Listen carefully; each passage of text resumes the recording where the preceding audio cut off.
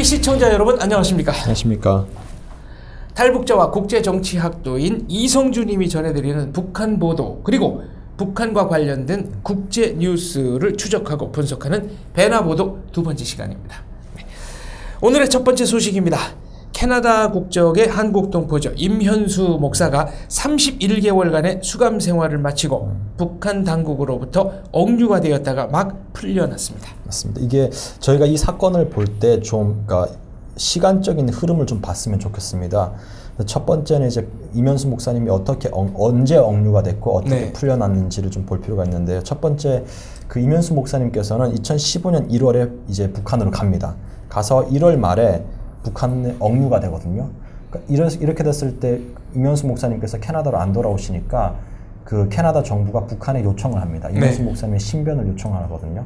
그런데 여기에 대해서 북한 정부는 아무런 반응도 없다가 2015년 3월에 북한 정부가 임현수 목사님을 억류했다는 사실을 처음 공개를 합니다. 공개를 했고 그 이후도 그리고 나서 또 아무런 이야기가 없다가 한 5개월 후에 그 북한 그 홍보 웹사이트인 우리민족끼리에 임현수 목사님의 기자회견 동영상을 올리거든요. 거기에 보면 임현수 목사님이 이런 말을 합니다. 북한의 이제 국가 전복 음모를 자신이 꾀했다라고 이야기를 하는데 범죄를 자인하는 그렇죠. 내용의 동영상입니다. 네, 맞습니다. 그렇게 이야기를 하는데 제가 그걸 들어보니까 북한에 써진 그냥 스크립트대로 읽는 것 같아요. 텍스트를 맞아요. 그대로 문안을 읽는 기자회견이었죠. 그런 느낌을 많이 받았고요. 그렇게 하고 이제 또 한 4개월 후 2015년 12월에 그 임현수 목사님을 재판을 하거든요. 형사재판을 하는데 그 형사재판의 형사법 30조에 보면은 국가전복 음모죄라는 그 항목이 있고요. 거기에 따라서 임현수 목사님이 특대형 국가전복 음모죄라는 그 죄를 이제 했기 때문에 검사 측은 사형을 선고합니다. 사형을 구형하죠. 사형을 이제 구형을 하고 변호사가 있는데 그분은 좀 감형을 해주십시오 이렇게 이야기를 하고 판사가 그러면 무기 노동 교화형을 언도합니다. 그렇게 해서 이제 임현수 목사님이 북한에 수감이 그러니까 억류가 된 거고요. 그렇게 하다가 이제 그렇게 했는데 사실은 제가 그 2015년 12월 그 임현수 목사님 그 재판 당시에 검사 측이 썼던 그 가장 중요하게 생각했던 그 증거 자료가 있는데 그 증거가 참 웃긴 게 오토 원비어와 달리 오토 원비어는 그 물건 호텔에 있는 정치 선전물을 떼는 CCTV가 있었죠. 그렇죠. 그거를 했는데 그러니까 북한 내에서 이제 범죄를 저질렀는데 그게 범죄인지는 잘 모르겠으나 몰랐죠. 네, 맞습니다. 그러니까 북한에서 원하지 않는 일을 이제 북한 내에서 했는데 그 임현수 목사님 같은 경우는 아무래도 목사님이시니까 한국에서 설교를 해요. 설교를 하시는데 설교 내용 중에 북한이 저렇게 못 사는 이유는 북한의 권력을 잡고 있는 소수들이 북한을 경영을 잘 못했고 자기 욕심만을 챙겼다라는 그런 이야기를 해요. 한마디로 북한 정권을 비판을 한 거죠. 그럼 그런 이야기를 하는 게 범죄인지 아닌지도 잘 모르겠으나 북한 안에서 한 발언도 아닙니다, 이건. 그럼요. 그러니까 한 나라의 그 형법이 미치기 위해서는 그 나라 영토 내에서 그 헌법이 효력을 발생을 하는데 사실은 한국에서 한 거고 또 미국에서 한 거거든요. 그거를 근거로 잡았다는 것은 참 너무 제가 봤을 때는 상식적으로 맞지도 않는 거예요. 왜냐하면 자기 모순인 거죠. 어떻게 형법을 집행을 하면서 그 나라에서 범죄를 저질러서 그 법이 적용이 돼야 되는데 그 나라도 아니고 다른 나라에서 한 이야기를 가지고 이제 북한의 형법을 적용을 했다는 거는 사실은 국가로서의 참 창피고 수치인 것 같아요. 이거는. 예를 들면 베나TV 출연자는 북한에 가면 다 무기 징역, 노동 교화형이 되는 거네요. 그럼요. 그럼요. 아마 장 박사님 가시면은 사형 언도될 것 같은데요. 전 뭐 북한 갈 의사 전혀 없습니다. 저도 없습니다. 근데 더더욱이 문제가 되는 게 이 임현수 목사께서는 그 전에 북한을 110차례 정도 뭐 드나드셨고 북한 고아돌보기 운동에 굉장히 헌신적으로 말하자면 사역을 하셨던 분이죠. 그러니까 사실 제가 임현수 목사님하고 이제 좀 친분이 있습니다. 개인적인 인연도 제가 있으시고 2014년도에 그 캐나다 하원에서 그 하원 부의장 보좌관을 할 때 이면수 목사님을 이제 그 토론토에서 뵀어요. 제가 교회를 찾아갔었거든요. 토론토 큰빛 교회에 찾아갔었고 그곳에서 탈북자 가정을 한 4가정 정도 만났어요. 만나가지고 그분이 교회 탈북자 가정들을 이제 함께 있으면서 그분들을 돌보시더라고요. 그래서 제가 물어봤어요. 왜 이런 일을 하시냐 하니까 그분이 저한테 그러시더라고요. 탈북자든 북한 사람이든 남한 사람이든 한반도에서 태어나서 자란 사람은 다 우리 민족 아니냐.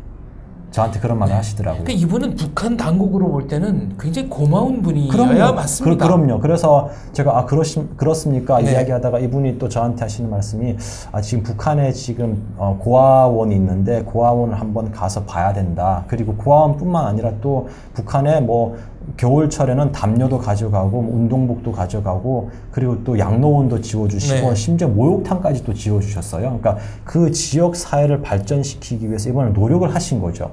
그렇게 하다 보니까 사실은 제가 그분을 보면서 이분이야말로 정말 북한 사람들을 정말 진정으로 사랑하는구나라는 인도주의적 차원에서 맞습니다. 그렇게 저는 생각을 했었고요. 그런데 이제 이분이 억류됐다는 소식을 들었을 때 저는 정말 마음이 아팠어요. 그래서 이번 이 사건을 보면서 저는 참 그러니까 뭐 북한에서 확실하게 뭐 이야기한 거는 이거예요. 그러니까 이면수 목사님을 풀어준 이유는 병보석으로 인도적 차원에서 그렇죠. 병보석으로 풀어줬다 이렇게 이야기를 했는데 뭐 그 말도 맞는 것 같아요. 왜냐면은 뭐 2개월 전에 국제 앰네스티에 따르면은 이면수 목사님께서 보면 이제 그 좀 많이 아프셨나 봐. 여기 보면은 뭐 영양실조도 있고 네, 30kg 정도 몸무게가 빠졌다. 고혈압, 위장병 등등이 있으나 그래도 생각보다는 건강한 편이다. 이런 보도가 나왔습니다. 네, 맞습니다. 그래서 북한이 뭐 이렇게 풀어준 이유는 아마 뭐 오토 원비어의 사건이 또 가장 큰 영향을 미치지 않나 저는 그렇게 봅니다. 왜냐하면은 오토 원비어가 이제 미국인 친구였고 이제 북한에서 이제 뭐 무의식 상태로 돌아왔고 결국 이제 돌아가셨고 그런 걸 보면서 그 사건 때문에 북한이 인권적인 측면에서 국제사회로부터 많은 비난을 받았잖아요. 인권 탄압 국가로 그렇죠. 비난을 많이 받았죠. 비난을 받았는데 만약 이면수 목사님께서도 이제 신변에 문제가 생겼다 하면은 더 큰 그 비난을 받을 수밖에 없거든요. 사실은 지금 북한은 미국을 지금 대적하기도 지금 바쁜 나라예요. 바쁘고 지금 그 일도 지금 버거운데 이러한 사건으로 이제 이면수 목사님께서 신변에 문제가 생겼다 했을 때 국제사회가 북한을 인권 탄압국 그리고 인권이 아주 없는 나라로 계속 비판을 한다 그러면은 이거를 방어를 해야 되는데 방어할 여력이 안 되는 거예요. 그렇게 했을 때 첫 번째 풀어줬을 가능성이 있고 두 번째는 또 그 데니엘 장이라고 그 총리 안보 보좌관인 사람이 있어요. 이번에 카나다 정부 특사로 북한을 맞습니다. 방문했던 이분이 이제 그 특사단을 6명을 데리고 가서 북한 정부와 아마 협상을 잘 하신 것 같아요. 북한이 이제 원하는 그거를 아마 준 것 같기도 하고요. 그리고 또 사실은 저희가 국제사회가 북한을 봉쇄하지만 캐나다는 북한하고 교류를 계속 해왔어요. 예를 들어서 밴쿠버 대학교 같은 캐나다의 좋은 학교인데 그 학교는 1년에 한 5명에서 10명의 북한의 학자들을 초빙을 해요. 밴쿠버 대학교에 캐나다 서부 최고의 명문이죠. 그렇죠. 초빙을 해서 그 학교에서 다양한 뭐 컴퓨터라든지 다양한 뭐 경제라든지 이런 거를 배워줘서 다시 보내거든요. 그런 인적 교류가 있었고요. 그리고 또 지금 평양 과기대라 그러죠. 평양 과기대에 들어가 있는 그 교수님들 중에 또 한인 캐나다인들도 계시고요. 맞습니다. 그리고 또 캐나다에 있는 그 교회들이 평양 과기대에 후원금을 많이 보내요. 그래서 학생들 가르치기도 하고 그러한 맥락 속에서 북한은 사실은 캐나다를 적으로 만들기는 사실은 적으로 만들 필요가 없거든요. 사실은 친구로 만들어야 자기들이 원하는 게 훨씬 더 많거든요. 그런 측면에서 이제 총리단과 그리고 그 총리단의 협상과 그리고 이면수 목사님의 건강 상태 이 두 가지가 복합적으로 합쳐져서 이면수 목사님께서 이제 풀려나지 않았나 저는 그렇게 봅니다. 지금 평양과기대 얘기를 잠깐 이성주 씨가 했습니다만 평양과기대 교수인 모 교수 또 직원 한 분 그리고 미국 국적의 목사 한 분 한국계 미국인입니다. 그리고 또 다른 선교사 한 분 또 다른 목사 한 분 또 조선족 한 분 이분은 이제 탈북자 쉼터를 운영하셨던 분들인데 지금 알려진 분만 해도 여러분이 북한에 여전히 억류 중입니다. 저희가 명단은 확보를 했습니다만 이성주 씨가 만약 정확한 이름을 저희가 방송했을 그렇죠. 때 이분들의 신변의 안전 문제 맞습니다. 생각하지 않을 수 없다고 해서 성함은 말씀드리지 않겠습니다. 그러니까 저희가 뭐 이렇게 몇 명이 그럼 지금 북한에 억류되어 있느냐 공식적으로 이제 저희가 알 수 있는 것은 한국인 6명 그리고 한국계 외국인 3명, 총 9명으로 지금 추정이 되고 있습니다. 저는 참 그래도 이제 이면수 목사님께서 참 다행인 것은 풀려나서 또 보고 싶은 가족의 품으로 또 돌아가셔서 참 한켠으로는 정말 기쁜데 또 한편으로는 지금 남아있는 분들의 생각을 하면 참 마음이 아픕니다. 그래서 아마 뭐 지금 남북 관계가 지금 많이 경색돼 있고 다양한 그런 뭐 한반도 그 위기가 지금 고조되고 있는 그런 상황 속에서 이분들 지금 저희가 지금 북한에 지금 억류되고 있는 이런 분들이 이런 한반도의 그런 경색 관계 속에서 잊혀지는 것이 아니라 우리가 좀 더 이분들을 기억하고 이분들의 이제 그 관련된 당사국들은 협상이든 아니면 다양한 형태를 통해서 이분들을 빨리 석방되도록 노력을 해야 하지 않을까 그렇게 봅니다. 네, 임현수 목사와 데니엘 장 캐나다 총리 안보 보좌관은 캐나다로 현재 귀환 중입니다. 네네. 군용기편으로 일단 일본의 그 요코타 미군 기지에 도착을 했고요. 현지 시각, 그러니까 일본 시각으로 12일인가요? 11일에 이제 11일에 이제 캐나다로 11일에 일본에 도착했고 지금 12일 아마 캐나다로 아마 오르신 것으로. 네, 가족들의 프라이버시가 있기 때문에 당분간 과도한 취재는 좀 삼가해 주셨으면 좋겠다. 아주 점잖게 성명을 내렸습니다. 그리고 또 안정도 많이 필요할 것 같습니다. 네, 지금 당장은 뭐 심신이 완전히 쇼크 상태니까. 맞습니다. 그러니까 31개월 동안 다양한 노동과 그리고 또 다양한 뭐 그런 뭐 심리적인 압박 때문에 많이 아마 심신이 닫혀 있는 것으로 알고 있습니다. 북한이 불법 억류를 하고 있는 9명의 한국인 그리고 한국계 외국인의 조속한 생還, 조속한 석방도 기대하겠습니다. 다음 소식입니다. 지난 한 주 내내 미국과 북한 사이에서는 정말로 험악한 말들이 오갔습니다. 그렇죠. 한마디로 저희가 말의 전쟁이라 해도 과언이 아닐 텐데요. 저희가 보면은 북미 갈등을 보면은 7월부터 사실은 시작됐다고 보면 됩니다. 그러니까 7월 4일 날 미국은 독립기념일이죠. 그렇죠. 독립기념일이고 다 이제 공휴일이고 그날은 또 미국에서 그 축포도 그러니까 뭐 불꽃놀이도 하고 하거든요.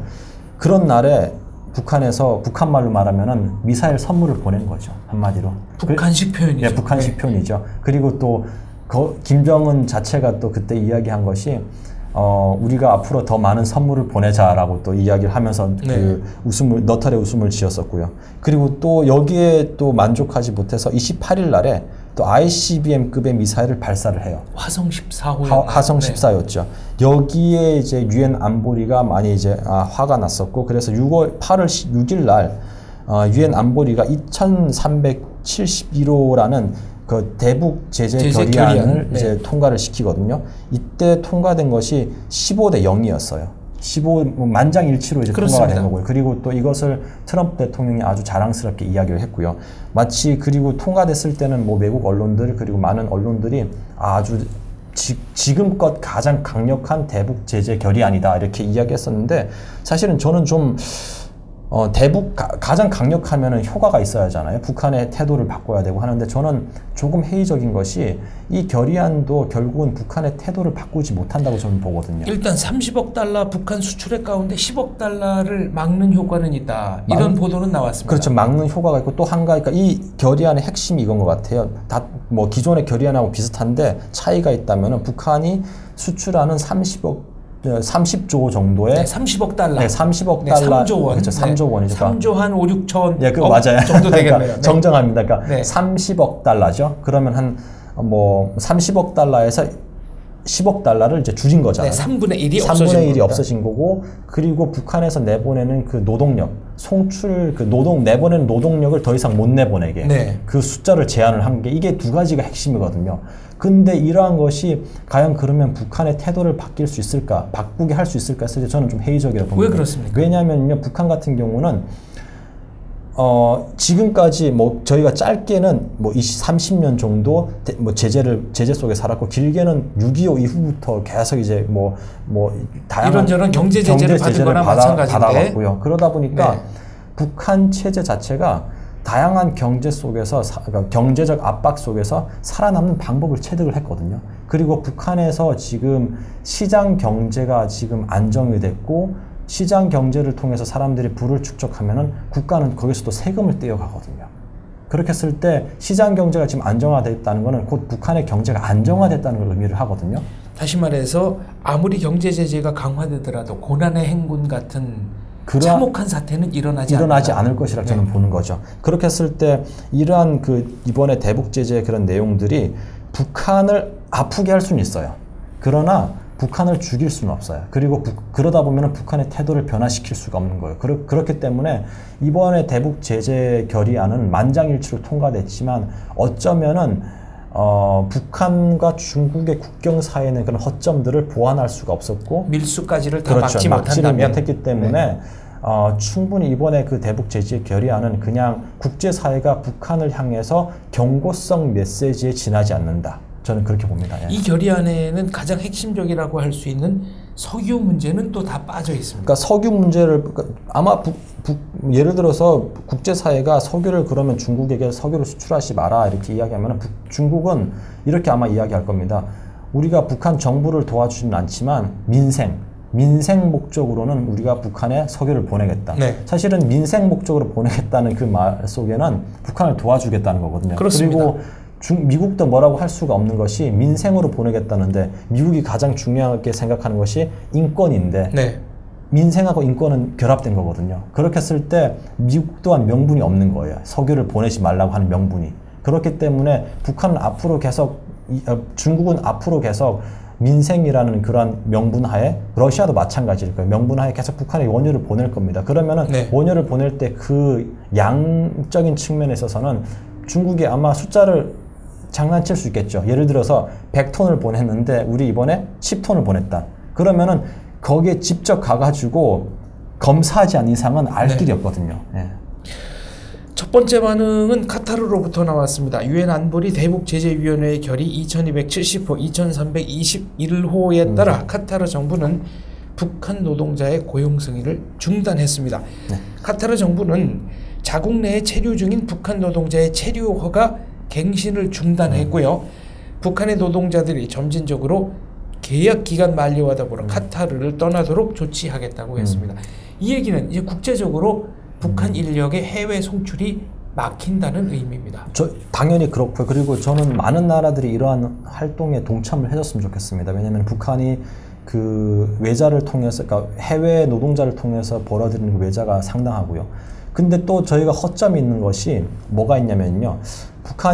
국제사회가 북한을 이제 다양한 그 조치를 통해서 경제적 압박을 가하다 보니까 북한이 지금 열을 올리는 것이 그 관광산업이거든요. 그렇죠. 그러니까 관광산업을 통해서 북한이 지금 제재를 통해서 얻어들이지 못하는 다양한 외자를 우회적으로 지금 확보를 하고 있거든요. 제가 얼마 전에 그 북한에 갔다 온 외국인 친구를 만났는데 관광으로 갔다 오고 관광으로 갔다 왔는데 만났는데 이 친구 하는 말이 예전과 많이 다르더래요. 어떻게 출입국 심사할 때도요 되게 편리해졌고요. 그리고 옛날처럼 고압적이지 않고 그리고 또 감시도 여전히 있지만 감시도 그렇게 삼엄하지 않았고요. 자유가 좀 더 많아졌다 그러더라고요. 그걸 보면서 제가 느꼈던 것은 북한이 앞으로 관광 산업에 더 열을 올리겠구나 그렇게 생각을 하고, 그리고 사실은 미국이 관광 산업까지는 제재를 할 수가 없어요. 그리고 또 세컨더리 보이콧도 적용을 못하고, 왜냐면은 미국이 가장 중요하게 생각하는 것이 인권이거든요. 인권 중에서 가장 중요한 것이 이동권의 자유거든요. 제가 미국 사람들 또는 캐나다 사람, 다른 사람들이 원해서 이제 가겠다고 하는데 그걸 어떻게 막겠어요? 다만 미국은 자국 국민에게 북한 지역의 여행은 위험지구 여행이기 때문에 허락하지 않겠다는 얘기를 했습니다. 그리고 당연히 그 법안을 통과를 했고 9월 1일부터 발효가 되거든요. 발효가 되는데 여기서 또 허점이 뭐냐면요. 미국 국민들 중에 또 이중국적을 갖고 있는 사람들이 많아요. 그러면 이분들 같은 경우는 북한에 갈 수가 있어요. 예를 들어서 이중국적이라 하면은 프랑스 여권과 미국 여권을 갖고 있는데 프랑스 여권으로 갈 수가 있는 거예요. 그럼 이런 분들 같은 경우는 미국이 처벌을 못 해요. 억류가 되는 경우에 구해주지도 않겠죠. 아마 그럴 가능성이 있겠죠. 그래서 그러니까 본인이 모든 리스크 테이킹, 위험 부담을 하면 되는 겁니다. 그렇죠. 그러니까 그런 것들 때문에 이제 앞으로 아마 북한이 다양한 경로를 통해서 이제 그 관광 산업에 힘을 쏟지 않을까 저는 그렇게 봅니다. 예. 트럼프 대통령의 발언 중에 화염과 분노, fire and fury라는 표현이 있었는데 이 부분을 조금 더 저희가 정밀하게 좀 들여다봐야 될 것 같습니다. 이 화염과 분노라고 하면 정확한 뜻이 잘 안 옵니다. 그러니까 저는 보면서 이게 8월 8일 날에 트럼프 대통령께서 이제 하신 이야기가 fire and fury라고 이야기를 했는데 fire는 말 그대로 화염이고요. fury라는 말은 우리가 어원을 좀 찾아볼 필요가 있을 것 같아요. 이거는 이제 그리스 로마 신화에 등장하는 퓨리스라는 그 복수의 여신에서 나온 말이거든요. 그러면은 단순히 이제 화염과 분노 플러스 복수를 하겠다 이 말이거든요. 그러니까 이걸 분노로 옮기면 영어의 맞아요.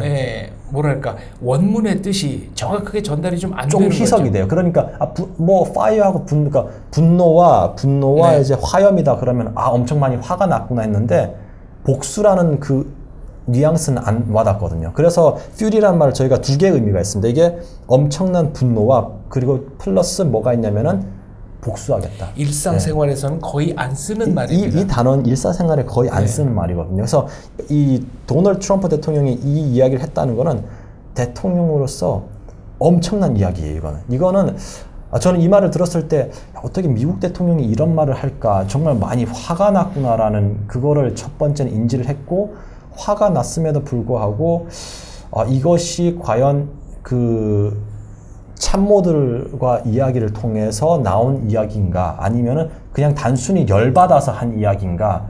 만약 참모들하고 이제 의논을 통해 가지고 나온 이야기라 그러면은 미국이 정말 단호한 입장이구나 이렇게 받아들일 수가 있는데 개인의 화가 나서 한 이야기라 그러면 이거는 정말 예측 불가능한 또 다른 하나의 그 우리의 걱정거리가 아닐까 저는 또 그렇게 봅니다. 예. 아무튼 이 fire and fury라는 이 표현 자체가 굉장히 의미심중하다 이렇게 정의를 하겠습니다. 그렇죠. 그리고 나가지고 8일 날에 미국이 이런 발언을 했고 그 다음에 북한의 이제 그 전략군 대변인 성명을 통해서 감 포위 사격을 하겠다 이렇게 이야기를 했었거든요. 그러니까 또 트럼프 대통령이 또 한 이야기가 북한이 정신을 차리지 않으면 과거 극소수 국가만 경험했던 큰 역경에 맞닥뜨리게 될 것이다 라고 경고를 했는데 이것은 아마 이라크를 지칭을 하는 것 같고요.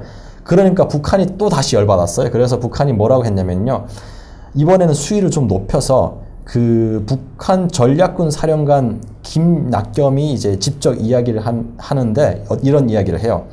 우리가 감 포위 사격을 하겠다. 여기에 동원되는 무기는 화성 12형이고 4발을 발사하겠다. 그리고 비행 경로를 또 알려줘요. 일본의 시네마현, 히로시마현, 고치현 상공을 통과할 것이고 비행 시간은 1065초다 라고 이렇게 이야기를 했고요. 탄착 지점은 괌을 둘러싼 동서남북의 4군데에서 30, 40km 해상이다 이렇게 이야기를 했어요. 그러니까 이제 또 이 트럼프 대통령이 또 열받으셨어요. 열받아가지고 이 다음날 11일에 트위터에 또 이런 이야기를 해요. 북한에 대한 군사 옵션이 완전히 준비가 됐고 장전됐다. 됐기 때문에 김정은은 도발이 아니라 다른 길을 찾아라. 만약 북한이 도발을 할 경우에는 강력하게 응징해버리겠다. 이렇게 이야기를 하거든요. 사실 이거는 전쟁이에요. 이건 전쟁이죠. 이거는 그러니까 그러니까 포성이 없지만 말로 한 뭐 선전포고 한 거나 마찬가지입니다. 그래서 근데 참 저희가 또 여기서 보면은 두 북한과 미국 또한 이렇게 이야기하면서도 항상 대화의 문은 열어놨어요. 보면은 북한이 괌을 공격을 하겠다 이야기했지만 사실은 괌이 아니라 괌 주변의 공해상이에요. 왜냐면 우리가 국제 해양 영해 바깥에 떨어지는 거죠. 그러니까 국제 해양 그걸 보면은 국가의 그 영해는 국가 기준으로부터 22km거든요. 근데 30, 40km라는 건 공해상이에요. 근데 만약 북한이 공해상에 포탄을 쐈을 때 북한이 다시 재반격을 하기가 되게 애매해요. 왜냐면은 국제 그 전쟁 국제 이제 전쟁 그 규약 중에 뭐가 있냐면은 프로포셔널 어택이라고 해가지고 비례적 공격이거든요. 그러면은 북한이 만약 그 괌 주변 공해상에 포탄을 4발을 떠뜨렸다. 그러면은 미국은 북한의 영토를 공격을 못해요. 못하고 북한 영해에서 떨어진 동일한 30에서 40에 거기에 4발을 쏴야 그게 이제 그 비례적 공격이라고 맞는 거거든요. 그래서 미국이 하는 얘기가 예방전쟁 아니겠어요? 그러니까 예방전쟁이란 그 개념 자체도 보면은 예방전쟁 이런 거예요. 그러니까 예를 들어서 옆 동네 나라가 계속 무기를 만드는 거예요. 그러다 보니까 제가 봤을 때는 언젠가는 저 나라가 저 무기로 나를 공격하겠구나라는 두려움 때문에 하는 전쟁이 예방전쟁이거든요. 그러면은 이 예방전쟁의 모순이 뭐냐면은 전쟁 발동권을 할 때 명분이 없어요. 왜냐하면은 우리가 전쟁 발동권을 동원하기 위해서는 상대방이 나를 공격을 해야 우리가 받아칠 수가 있거든요. 명분이 없는 거예요. 그렇게 했을 때 북한이 지금 한 이야기는 우리가 괌을 지칭을 했지만 포탄이 떨어지는 건 공해상이니까 자기들이 빠져나갈 수 있는 명분을 지금 만들어 놓은 거예요. 지금 북한이. 북한으로서는 턱 밑까지만 그렇죠. 진격을 하고 멈춘 거라고요. 그럼요. 그러다 보니까 이제 미국도 그걸 가지고 북한의 내륙을 공격한다? 되게 애매할걸요. 그리고 명분 또한 없고요. 그렇게 했을 때 지금 트럼프 대통령은 지금 강경하게 이야기했고 또 지금 10일 날 날짜로 시진핑 대통령하고 이야기할 때도 항상 평화적인, 그러니까 처음으로 또 대화를 언급하셨어요. 그리고 미국 국무성 국방부 장관들의 이야기를 보면은 강경하게 이야기를 하고 있지만 항상 그 뒤에는 외교적인 노력을 통해서 해결을 하자, 협상을 하자라는 그 말이 항상 있었고요. 그러니까 협상을 통해서 해결을 하자라는 그 문구가 항상 있었어요. 이건 뭐냐면 결국은 미국과 북한이 지금 최대 극대로 지금 치닫고 있는 거예요. 치닫고 있는데 결국은 이 목적지는 대화예요. 왜냐하면 테이블에 나왔을 때 우리가 양보할 수 있는 그 범위가 있는 거잖아요. 그러다 보니까 미국도 최대한 강경하게 나가고 북한도 최대한 강경하게 나와가지고 테이블에 마주 앉았을 때 양보할 수 있는 그 그림이 나오는 거죠. 그렇게 했을 때 협상에 훨씬 더 자기 유리한 쪽으로 협상을 끌어가기 위한 하나의 전술적인 차원에서 이렇게 언성을 높이지 않을까 저는 그렇게 봅니다. 예. 저는 견해가 좀 다릅니다. 네네네. 이전까지 즉 오바마 대통령까지는 본인 임기 중에 북한의 핵이 미국 본토까지 날아올 가능성이 거의 없었습니다. 네네. 그러나 트럼프 대통령은 어떤 과학적 증거를 가지고 살피더라도 임기 내에 북한 핵이 미국 본토까지 날아올 수 있습니다. 그렇기 때문에 협상, 전략적 인내를 택할 수 있었던 다른 대통령과 트럼프 대통령의 정치적 위치는 환희하게 다르다라는 게 제 생각입니다. 그런 면에서 협상보다는 저는 미국 정부가 협상 이외의 수단도 배제하지 않을 것이라고 생각합니다. 그러니까 저는 뭐 그렇게 많은 현실주의를 지금 주장하시는 분들은, 그러니까 하시는 분들은 그렇게 이야기를 하시는데, 우선 미국이 북한을 공격을 하기 위해서는 확실한 그 전쟁 발동권을 할 수 있는 그 명분이 필요하거든요. 근데 제가 봤을 때는 북한은 그 명분을 안 줄 것 같아요. 북한에 당연히 이제 북한이 핵을 가지고 그 미사일을 갖고 있는데 우리가 이거를 방어용으로만 쓰겠다. 그리고 미국 절대 공격을 안 하겠다. 미국이 공격하지 않는 이상은. 그렇게 했을 때는 미국의 직접적인, 그러니까 트럼프 대통령 같은 경우는 충분히 북한의 무기를 직접적인 위험으로 인지를 할 수 있지만 그게 현실에서 직접적인 위기로 안 나타나면은 사실은 전쟁 발동권을 걸기가 상당히 명분이 약화되거든요. 전쟁을 하기 위해서는 유엔 상임이사국 안보리 안에서도 허락을 받아야 되는 거고, 그리고 사실은 미국 내에서도 지금 하원에서 그 전쟁 발동권이 허락을 받아야 되는 거. 그런데 미국에 지금 보면은 미국의 61%의 국민들이 전쟁을 안 원하고 있고요. 그리고 또 미국 하원 내에서도 전쟁에 대한 회의론이 지금 확산을 하고 있고요. 그렇게 봤을 때는 미국 지금 트럼프 대통령이 많이 화가 났지만 결국은 북한을 선제 공격하기는 어려울 것이라 저는 보는 입장이고, 만약 선제 공격을 하더라도 북한이 지금 미국 정부가 판단하기로는 한 60개 핵무기를 갖고 있는데 60개 핵무기가 지금 아마 각자 땅굴에 지금 다 숨어 있을 거예요. 근데 여기 중에 절반은 이제 공격을 해가지고 없앴다고 하더라도 만약 이 중에 핵무기 10개를 초토화를 못 시켜가지고 북한이 이거를 화성 14호라든지 화성 15호에 실어서 괌이라든지 일본이라든지 한반도라든지 남한이라든지 아니면 뭐 미국 본토라든지 날리게 되면은 이거는 결국 재앙이거든요. 저는 네. 북한이 핵무기를 쏘는 순간 북한 전역이 완전히 초토화될 것이라고 생각하고요. 미국의 군사작전은 만약 실시를 한다면 디캐피테이션, 김정은과 그 일당을 제거하는 독재자 제거 수준에서 그칠 거라고 당연히 생각합니다. 전쟁이 일어나면 북한은 지도에 사라지죠. 네. 사라지는데 사라지는 그 당연히 사라지는 건 확실하고요. 근데 만약 북한이 재반격할 수 있다면은 그리고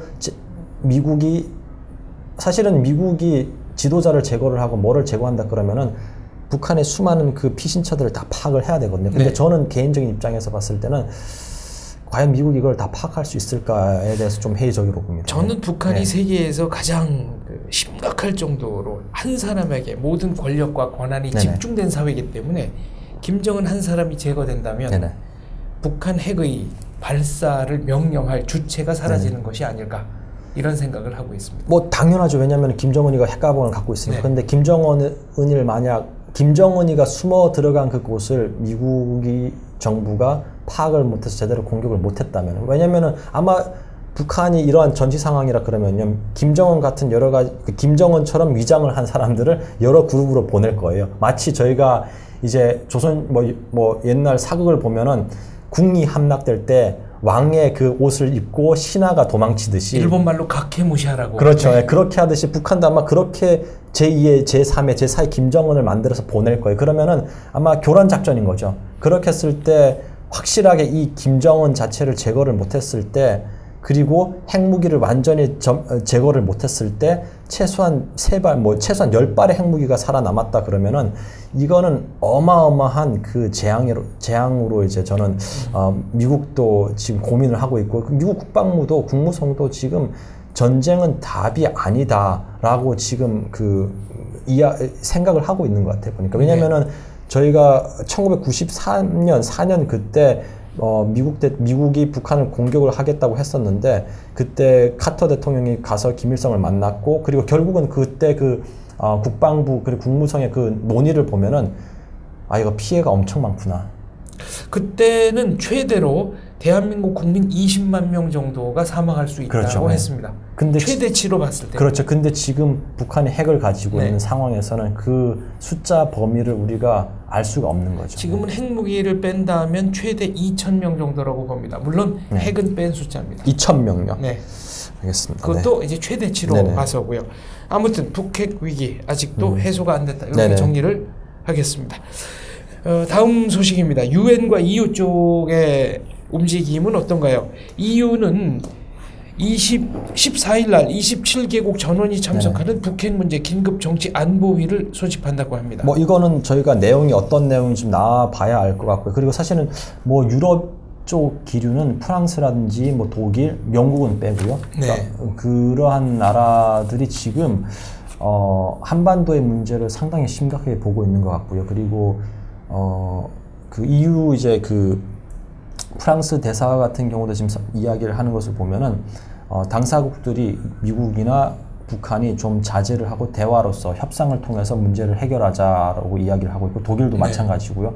제가 생각하기로는 아마 14일 날 지금 EU에서 EU 국가들이 회의를 하는데, 회의 내용도 아마 한반도 이런 긴장을 완화시키기 위해서는 무력이 아니라 협상을 통해서 그리고 외교를 통해서 해결을 하자라는 그런 기조의 그런 이야기를 아마 할 것 네. 같아요. 그래서 큰 변화는 아마 없을 거라고 봅니다. 왜냐하면은 EU의 이제 중심적인 나라가 몇 나라가 있는데, 그 나라 중에서도 가장 중심적인 두 축이 프랑스하고 독일이거든요. 근데 독일하고 프랑스 입장은 대화를 통해서 한반도의 문제를 해결을 하자. 그러면 아마 주변 나라들도 다 거기에 아마 동의를 하지 않을까, 저는 그렇게 봅니다. 네. 8월 10일 자 영국의 파이낸셜 타임즈가 보도한 내용입니다. 창조적 외교가 한국 위기를 진정시키는 데 필수적이다. 네네. 미국이 단독으로 북한을 공격하겠다고 결정한 이후에는 한국과 일본의 만류도 통하지 않을 것이다. 이런 얘기입니다. 그러니까 어려운 이야기인 것 같아요. 왜냐하면 이제 국제관계학을 보면은 외교가 이제 안 되면은 그때는 전쟁이거든요. 네. 그러니까 전쟁도 하나의 정치적 협상으로 보는 사람들도 많아요. 왜냐면은 외교라는 것은 이제 국가와 국가 사이에서 협상을 통해서 문제를 해결을 하는데 그 협상이 틀어졌을 때 최종적으로 가는 그 결말이 전쟁이거든요. 근데 여기서 창조적 외교라는 것은 사실은 우리가 뭐 좀 민감한 이야기일 수도 있지만 그리고 또 뭐 좀 보수적인 견해를 갖고 있는 사람들은 좀 반대를 할 수도 있어요. 네. 어떤 입장이냐면은 아마 그런 것 같아요. 그러니까 북한이 지금까지 갖고 있는 핵 무기 그리고 뭐 핵 미사일 이런 것은 암묵적으로 그냥 무시를 하는 거예요. 예를 들어 파키스탄 모델 같은 거예요. 그러니까 파키스탄이 이제 핵무기를 가졌을 때 지금 핵을 갖고 있는 나라들이 지금 몇 개 나라가 안 되잖아요. 지금 5개 국가인데 파키스탄 같은 경우는 핵무기를 가진 나라로 인정은 안 해줘요. 국제사회에서. 그러나 그 나라가 핵무기를 갖고 있거든요. 이거는 누구나 무기는 네, 알고 있죠. 네, 그래서 아마 여기서 말하는 창조적인 외교라는 것은 북한의 그 핵무기를 묵인하고 더 이상 양산을 못하고 확산을 못하는 그런 조건 하에서 미국과 북한과 그리고 한국과 중국이 앉아서 한반도의 문제를 해결을 하자. 네. 외교적으로. 아마 그런 맥락에서 아마 이야기를 한 것 같아요. 근데 여기서 우리 한국 정부 입장에서는 받아들일 수 없는 것이 북한의 핵은, 한반도의 핵은 저희가 인정할 수가 없거든요. 그렇죠. 그렇기 때문에 지금 사실은 딜레마인 입장이에요. 북한 핵이 있으면 한국도 핵이 있어야 균형 전력이 유지가 그렇죠. 됩니다. 그러니까 저희가 뭐 국제관계학 보면은 공포의 균형이라고 해가지고 상대 적이 핵을 갖고 있으면 나도 핵을 갖고서 서로의 이제 균형을 맞추는 거거든요. 네. 그렇게 하다 보면은 사실은 그렇다 해가지고 한국 정부가 핵을 가지게 된다 그러면 두 가지 문제가 있습니다. 첫 번째는 한국 정부가 천명을 하고 있는 그 한반도의 비핵화 거기에 이제 모순이 되는 거고요. 세 가지네요. 그러니까 두 번째는 지금 한국 정부가 그 북한이 핵을 가진 것 때문에 유엔이 안보리에서 북한을 경제 제재를 하잖아요. 그러면은 한국도 핵을 갖게 되면은 경제 제재에 이제 동참하기가 좀 이상해지는 거예요. 한국도 경제적으로는 상당한 비용을 지불해야 할 겁니다. 그럼요. 그리고 또 세 번째 문제가 그 비핵산 체제인데 만약 한국이 핵을 갖고 북한이 핵을 가지면은 일본도 아마 핵을 가지려고 할 거고요. 대만도 핵을 가진다고 하면은 핵을 갖겠죠. 그러면 네. 왜냐면은 일본이나 대만은 충분히 지금 핵을 가질 수 있는 기술이 돼 있거든요. 그러면은 중국이 여기서 가장 골머리가 아프게 되는 거죠. 한국도 3개월이면 핵 보유 가능하다고 그럼요. 합니다. 네. 그래서 그런 문제들 때문에 동북아의 이제 핵 도미노 현상으로 이어지는 것이 지금 미국이나 중국이나 러시아나 영국이나 이런 안보리 이사국들이 우려하는 또 하나의 입장이기도 합니다. 네, 미국의 정치학자들, 물론 네오콘 계열의 학자들입니다만 이 사람들은 유럽이 미북 대화를 종용하는 것에 대해서 특히 메르켈 독일 총리가 강력하게 얘기를 했습니다. 여기에 대해서 다음과 같이 반박을 하고 있습니다. 북한 핵에 관한 외교 대화는 지난 수십 년 동안 전혀 성과가 없었다. 북한 핵을 동결하는 것은 문제의 해결책이 아니고 북한 핵의 돌이킬 수 없는 해체 그리고 개발 능력의 완전 해소, 개발 능력을 완전히 없애는 것이 북핵의 해결점이다. 그리고 유럽은 이 문제에 관한 한 당사자가 아니고 잠재적 피해 당사국도 아니기 때문에 이들이 말하는 모든 내용은 현실성이 없다. 한마디로 빠져라 유럽은 이거죠. 그렇죠. 파키스탄 핵은 미국을 직접 공격하지는 않지 않습니까? 그렇죠. 뭐 인도랑 이제 뭐 균형을 이룬 거죠. 그러니까 뭐 네오콘 입장에서는 그렇게 충분히 이야기할 것 같아요. 그러면 이 사람들이 이야기하는 게 완전한 해체잖아요. 그럼 두 가지예요. 네. 첫 번째는 공격을 해가지고 없애버리든지 아니면 협상을 통해 가지고 이제 없애버리든지 했는데 이분들은 지금 협상은 수십 년간 해왔지만 해결되지 않았다. 네. 그럼 결국 남은 건 공격이거든요. 근데 공격을 했을 때 과연 그러면 이것이 어떠한 그 재앙을 불러올지에 대해서는 사실은 네. 미국은 관심이 없어요. 왜냐면은 핵이 폭발하면은 한반도에서 일어나지 미국 올까? 왜냐면은 지금 북한이 재진입 기술을 못 가지고 있기 때문에 핵무기를 대기권 재진입 그렇죠. 기술만 네. 아직 못 가지고 있기 때문에 미국의 그러니까 핵무기를 쏜다 해도 그게 미국 땅에 떨어진다는 네. 보장이 없거든요. 그렇게 했을 때 미국 사람들은 자기 땅에 핵무기가 올 가능성이 없으니까 아무 전쟁이 일어나도 그러다 보니까 사실은 한국인의 입장에서 봤을 때는 이거는 정말 화가 나는 입장이고요. 그리고 왜냐하면 결국 니네 땅에서 핵전쟁이 일어나서 니네가 죽어라 이 말이거든요. 네. 그렇게 했을 때는 한국 입장에서는 어떻게 해서든지 전쟁은 일어나면 안 되고요. 그리고 이 전쟁을 막기 위한 외교적인 노력을 통해서 시간이 걸리겠지만 결국은 외교적인 노력을 통해서 핵무기를 핵 문제를 해결을 해야 하지 않을까 저는 그렇게 봅니다. 네, 저는 뭐 100번 동감합니다만 네. 전쟁은 어떻게든지 일어나면 안 된다고 하는 순간에 우리의 협상력 자체가 떨어지기 네네. 때문에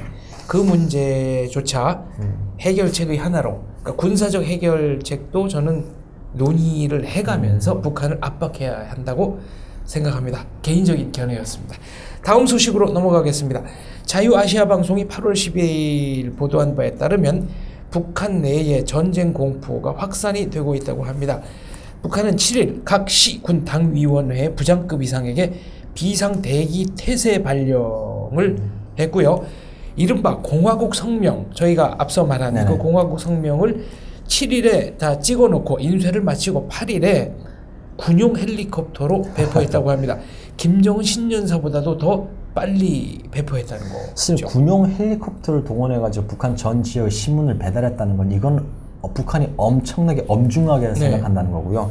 그리고 또 북한 조선중앙방송을 제가 보니까 그 속에 북한 전 지역에서 300만이 넘는 군 이제 자원적 입대 자원자 네. 그리고 군 재입대 자원자가 300만 명이라는 그 지금 숫자가 지금 이렇게 네. 있고요. 그리고 지금 북한은 전쟁 분위기를 고취를 시키는 것 같아요. 근데 사실은 북한도 전쟁이 일어나면 죽는다는 거를 자기들이 지는 전쟁이라는 걸 알고 있거든요. 그럼에도 이런 전쟁 분위기를 계속 띄우는 이유는 북한이 지금 결속력이 많이 와해가 된 것 같아요. 네. 그래가지고 이런 전쟁 분위기를 통해 가지고 김정은 주위에 북한의 결속력을 하나로 모으기 위한 하나의 또 국내 정치용으로 지금 김정은 정권은 지금 이 상황을 이용을 하고 있는 것 같아요. 네.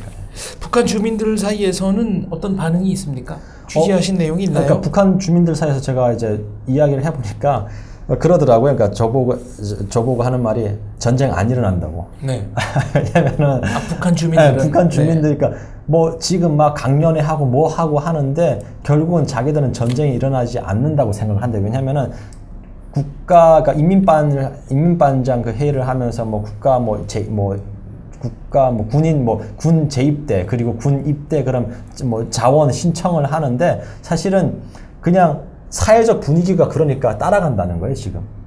성주 씨가 주장한 대로 장마당이 생기고 나서 북한 당국이 주민들을 통제를 못하는 거네요. 그렇죠. 그러니까 그러다 보니까 지금 장마당이라는 그게 사실은 제가 주장하는 것은 장마당의 권력과 북한 권력은 항상 반비례한다고 저는 보는 입장이에요. 그러다 보니까 계속 북한이 이렇게 전쟁 분위기를 고취하면 고취할수록 북한 주민들은 장마당에 나가는 시간이 줄어드는 거예요. 그러니까 자기 벌이가 줄어드니까 불만이 또 나오기 시작하는 네. 거예요. 그러다 보면은 아마 이렇게 전쟁 분위기를 고취를 하는 것도 아마 길어봤자 한 3주? 그리고 그 이후에는 다시 풀어질걸요. 소위 말해서 약발이 더 이상 그렇죠. 먹히지 않는 안 먹히는 거죠. 왜냐하면 아무리 네. 전쟁이 일어난다. 지금 사실은 웃긴 것은 북한은 지금까지 1953년 한국 전쟁이 끝난 이래로 미국은 북한을 계속 노리고 있고 그리고 90년대, 2000년대 때 미국이 북한을 침공을 한다고 전쟁 분위기를 엄청 많이 했어요. 네. 그래서 그 결과로 우리가 핵도 만들어야 되고 미사일도 만들어야 되고 국방을 강화시켜야 된다 했는데 결국은 이것 때문에 북한 사람들이 허리띠를 졸려야 되거든요. 네. 자기 입에 들어오는 밥이 줄어드는 거예요.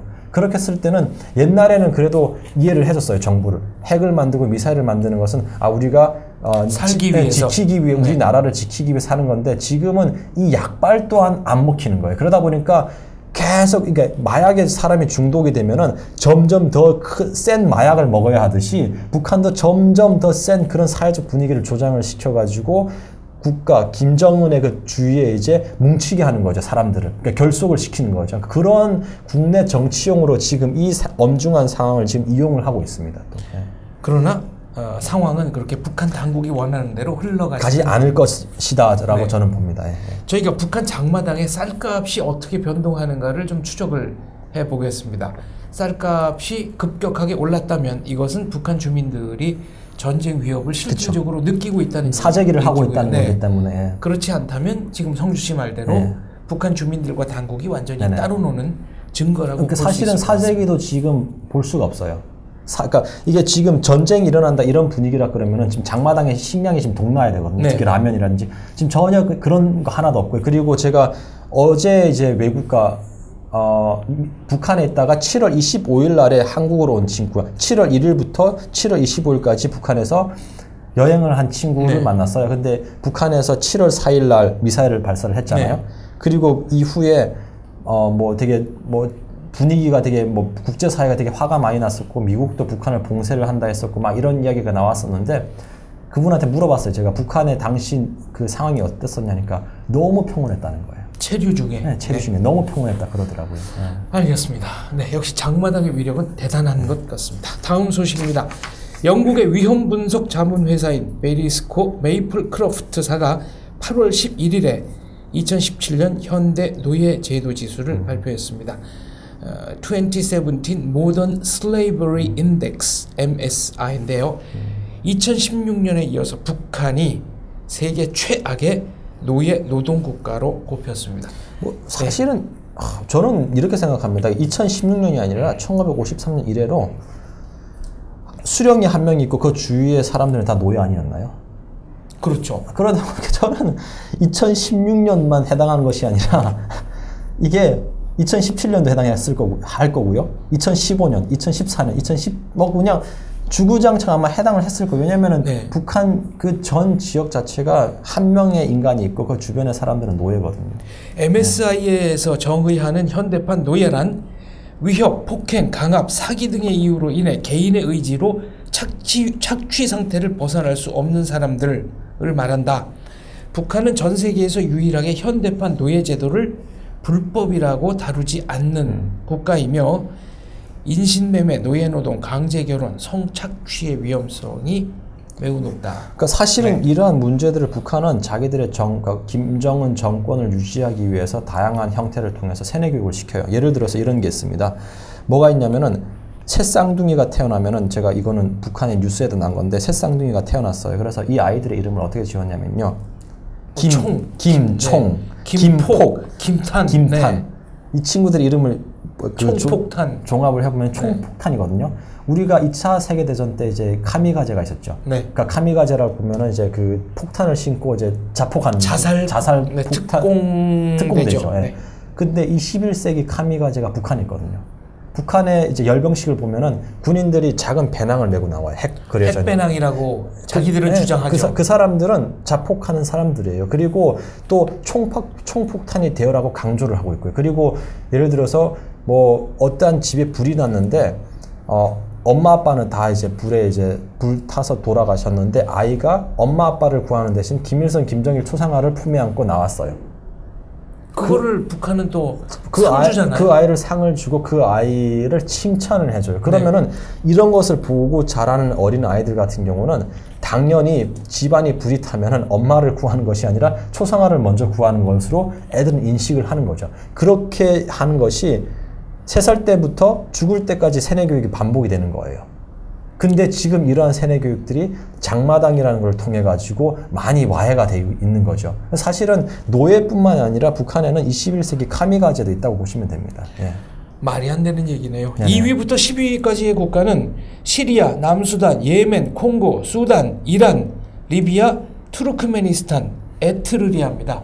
참고로 말씀드리면 이런 나라보다 북한의 사정이 더 열악하다는 겁니다. 그러니까 사실은 이러한 나라들 같은 경우는 지금 다 내전의 경험이 있어요. 그렇죠. 그러니까 전쟁 상황 속에서는 이런 인권 문제들이 지금 보장될래야 될 수가 없는 상황이기 때문에 이런 나라들 같은 경우는 뭐 참 이렇게 말을 하면 안 되겠지만 어느 정도 이해가 가는 거거든요. 근데 북한 같은 경우는 어떤 면에서는 이해가 가는데 북한 같은 경우는 참 이해가 안 가요. 왜냐면은 내전이 있는 것도 아니지만 한 그 독재자 때문에 이렇게 전 그 국민이 전 인민이 정말 노예 취급을 받고 노예처럼 살아간다는 것이 참 마음이 아픈 현실입니다. 네, 그렉 스칼라튜 북한인권위원회 사무총장은 북한은 자국민의 노동력을 착취하고 인권을 유린하고 있는 전 세계에서 가장 악명 높은 국가이기 때문에 북한의 강제 노역은 현대판 노예제도의 일종이며 반드시 종식되어야 한다라고 말했습니다. 네, 맞습니다. 네.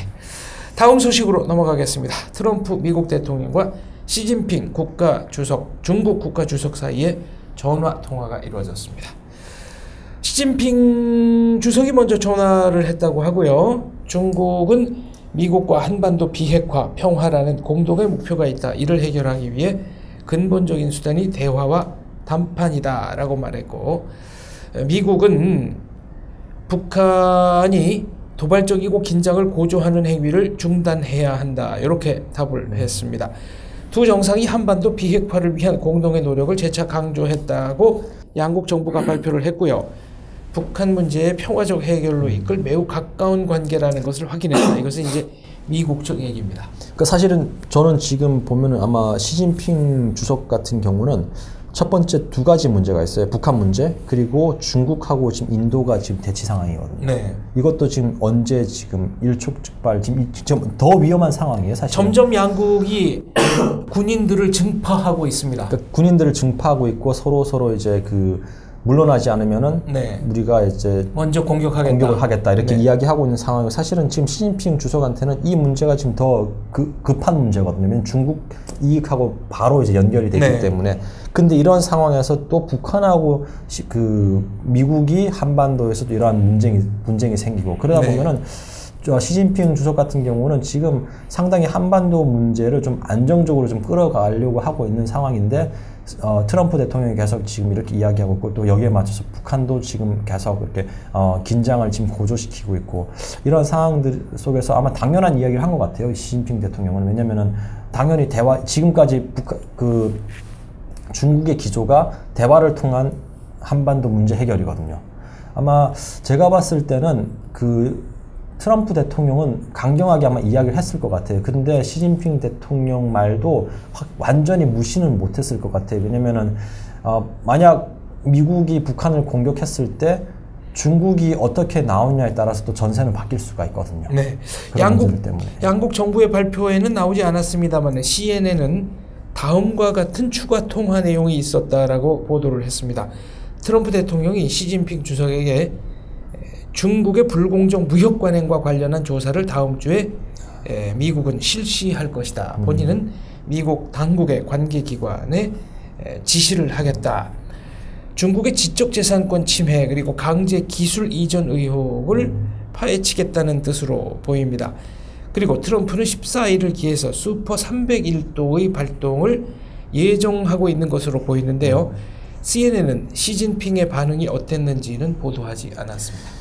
사실은 들어보니까 그런 것 같으니까, 사실 시진핑 대통령 전략은 한 마리 토끼를 못 잡으면, 두 마리 토끼를 다 못 잡으면 하나라도 제대로 잡자라는 것 같아 보니까. 왜냐면은 지금 항상 트럼프 대통령이 이야기했던 게 무역 적자 때문에 중국만 이익을 보고 미국은 항상 손해를 본다라는 네. 입장을 했었고, 그래서 무역의 불균등 관계를 바로잡겠다 했었고, 동시에 또 북한의 핵 문제를 이야기하면서 중국이 당신들이 제대로 이제 국제사회와 함께 동참을 안 한다라는 걸 이야기했었고요. 결국은 두 가지 토끼거든요.